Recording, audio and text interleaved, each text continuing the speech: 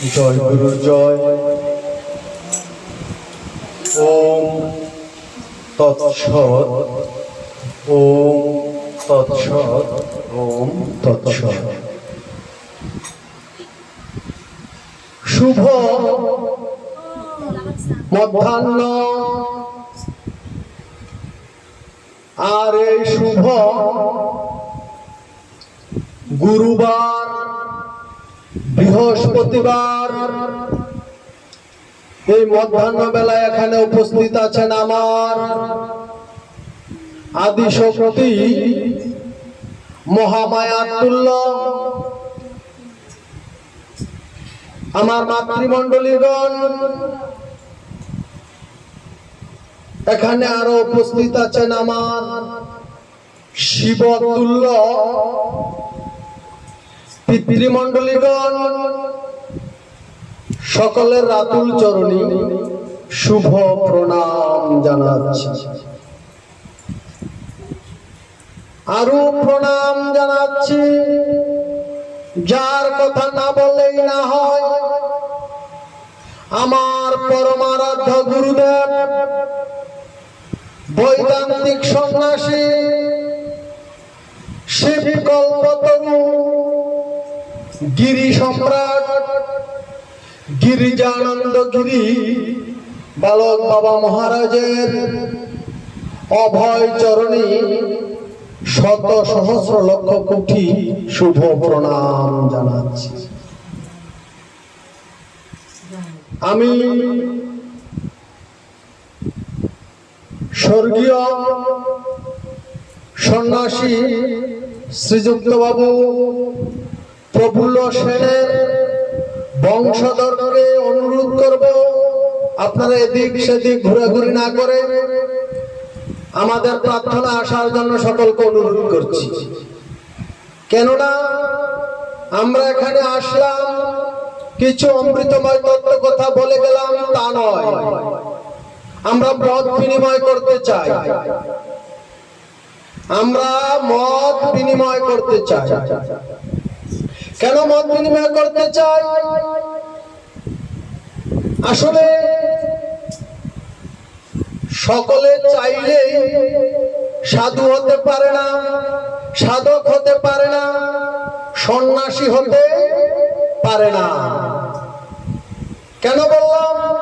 ঠাকুর বালক বাবার রুহানি প্রেমের গান হলো, নামে গুরুর শিষ্য হয়, শিষ্য হওয়া সহজ কথা নয়। কে ধরেছে, কে পেয়েছে, চলো যাই তার দেশের। সন্ন্যাস সনাতন ধর্মে যে ব্রতটা, এটা শ্রেষ্ঠ ব্রত। কারণ সাধনা করতে হয় জৈবনে। সাধন ভজন কোন সময়? বৃদ্ধ বয়সে না, জৈবনে। সাধনা করতে হয় জৈবনে। আর বৃদ্ধ বয়সে দেহের ব্যাধি, ব্যথা, জ্বালা, যন্ত্রণা ভোগ করতে করতেই মানব জীবন ধ্বংস। বৃদ্ধ বয়সে বেশিরভাগ মানুষ কি অসুস্থ না? অসুস্থ। দেহের জ্বালা, যন্ত্রণা, দুঃখ এগুলো ভোগ করতে করতে জীবন এবং জৈবন শেষ। এখন আমি উপস্থিত সকলকে বলতে চাই আমার জানার জন্য, পূজা, পূজা কাকে বলে? পূজা শব্দের অর্থ কি? যেমন আমরা কি করি? কালী পূজা, দুর্গা পূজা, লক্ষ্মী পূজা, শিবের পূজা। আজকে বৈশাখ মাসের 2 তারিখ 1433 বঙ্গাব্দ। আজকের এই দিনে মহাত্মা শ্রীযুক্ত বাবু প্রফুল্ল সেন এই পৃথিবীর মায়া মমতা ত্যাগ করে তার সন্তানদেরকে দুঃখের সাগরে ভাসিয়ে দিয়ে এই পৃথিবী থেকে বিদায় নিয়েছে। তাই আজকে কি করেছে? তার সন্তান গুরু ভাইদের নিয়ে, গুরু ভক্তদের নিয়ে, ভক্তদেরকে নিয়ে গুরুদেবের কাছে প্রার্থনা দিয়েছে। এটাকে কি বলে? গুরু পূজা। গুরু পূজা দাও। তাহলে আমরা গুরু পূজা করি, লক্ষ্মী পূজা করি, কালী পূজা করি, দুর্গা পূজা করি, শিবের পূজা করি, ইত্যাদি ইত্যাদি পূজা করি না? এখন এই পূজা কাকে বলে? পূজা করার কারণ কি বলেন? পূজা শব্দের অর্থ কি?